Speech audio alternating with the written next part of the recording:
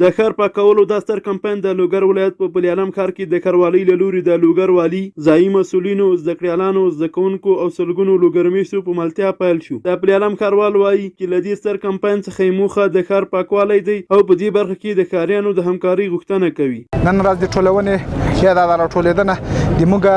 په ښار کې هغه ښاري فرهنګ رواج کول او دویم د تنظیم او د تنظیم په بخش کې لموږ له خلکو نه له دغه ښاریانو نه غوښتنه وه او هغو دوی ته هم دغه هغه ورښودله چې باید موږ تاسې په ښار کې اوسېږو، د ښار هغه کوم د نظم او د تنظیم بخش ته باید په هغې کې موږ سره پوره همکار واوسېږئ. نظافت لکه تاسو ته معلومه ده د ایمان یو جز ده، نو هر یو فرد ته پکار دي چې اول د خپل ځان نظافت، بیا د ماحول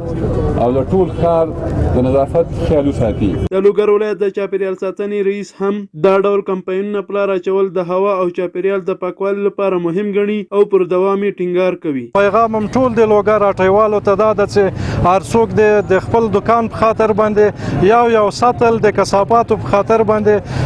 د خپل دکان کې کېږدي چې هغه څوک هلته پلاستیک استعمالوي یا بسکټ خوري یا بل شی خوري، په ساتل کې واچي او ساتل چې ډکېږي د ښاروالي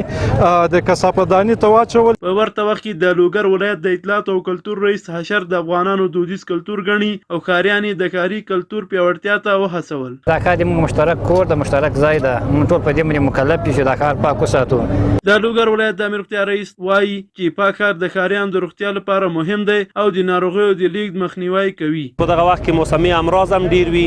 د ککړتیا او د هوا د خرابېدو له وجې نه هم د مرضونو زیاتېږي،